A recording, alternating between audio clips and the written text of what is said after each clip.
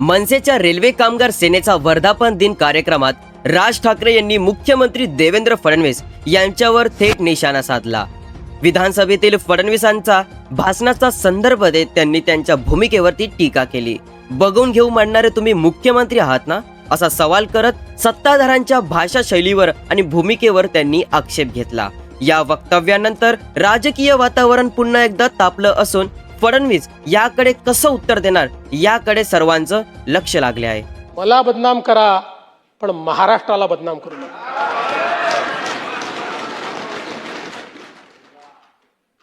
आजमी साहब, हमारे जयंत राव जी ने सही बात कही. जिनको कुत्ता नहीं पहुंचता वो आजकल सोशल मीडिया पर आकर सबको गाली देते हैं, मुख्यमंत्री को भी गाली देते हैं. ऐसे कुछ भाड़े के टट्टे इस मिसिंग लिंक के बारे में भी पैसा ले लेकर सोशल मीडिया पर लिख रहे थे. उनको भी कह देना चाहता हूं, अगर महाराष्ट्र का अपमान करोगे छोड़ूंगा नहीं.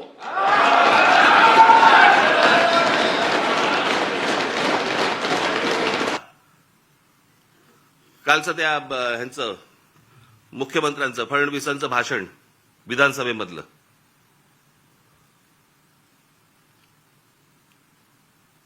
ते काय ते कुठला मिसिंग लिंक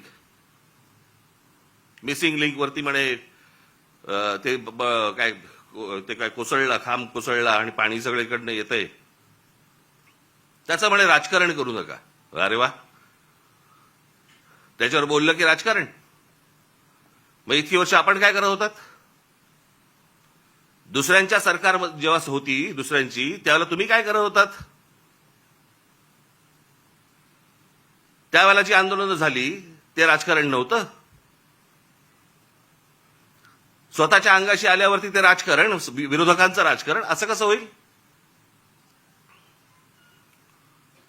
आणि काय म्हणतायत म्हणे, एक वेळ मला बोला पण महाराष्ट्राचा अपमान मी सहन करणार नाही. वा रे वा,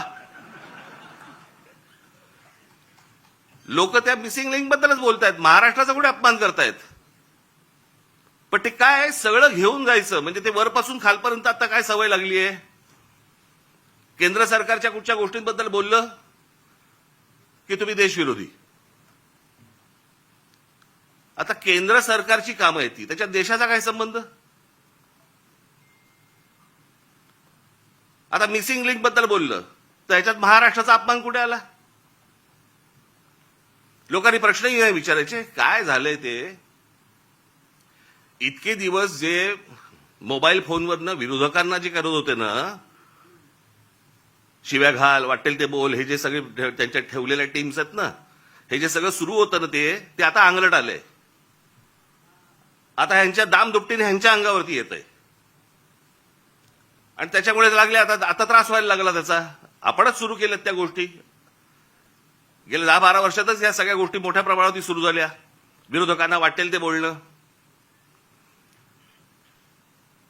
विरोधकांना शिव्या घालणं, वाईट साईट लिहिणं, सगळ्या गोष्टी ज्या सुरू झाल्या हे तुम्ही बसवलेल्या टीमकडनंच सुरू झाल्या. आता तुमच्या अंगावरती येत आहे ते सगळं आणि तुमच्या अंगावरती येत आहे म्हणून लगेच महाराष्ट्राचा अपमान. ह्याच्यात कसला आला महाराष्ट्राचा अपमान?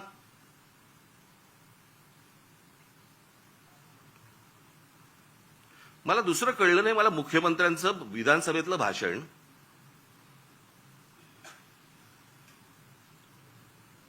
की या मिसिंग लिंक प्रकरण हे उत्तम दर्जाचं ते काय कन्स्ट्रक्शन आहे वगैरे वगैरे सगळं झालं आणि ह्याचं जर समजा कोणी राजकारण करत असेल आम्ही बघून घेऊ त्याला. मुख्यमंत्री आहेस ना तू, बघून घेऊ.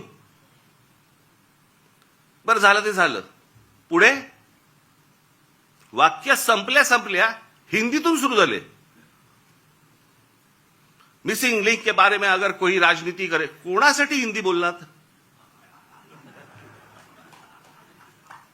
समोरचे आमदार मराठी, महाराष्ट्राची विधानसभा, महाराष्ट्राच्या विधानसभेमध्ये आमचा मुख्यमंत्री, महाराष्ट्राचा मुख्यमंत्री हिंदीत बोलतो. कशासाठी? कोणाला सांगायचं होतं?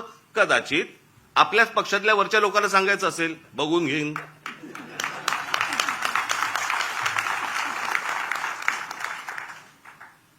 त्यांनाही माहिती आहेत हे सगळे व्हिडिओ येत आहेत कुठून, हे सगळं काय चालू आहे राजकारण. मी त्याशी बोललो नाही का, माझ्या पत्रकार परिषदेमध्ये बोललो ना. जी काय घमासान सुरू आहे ना आता तिकडे पक्षामध्ये, फक्त बघत राहा.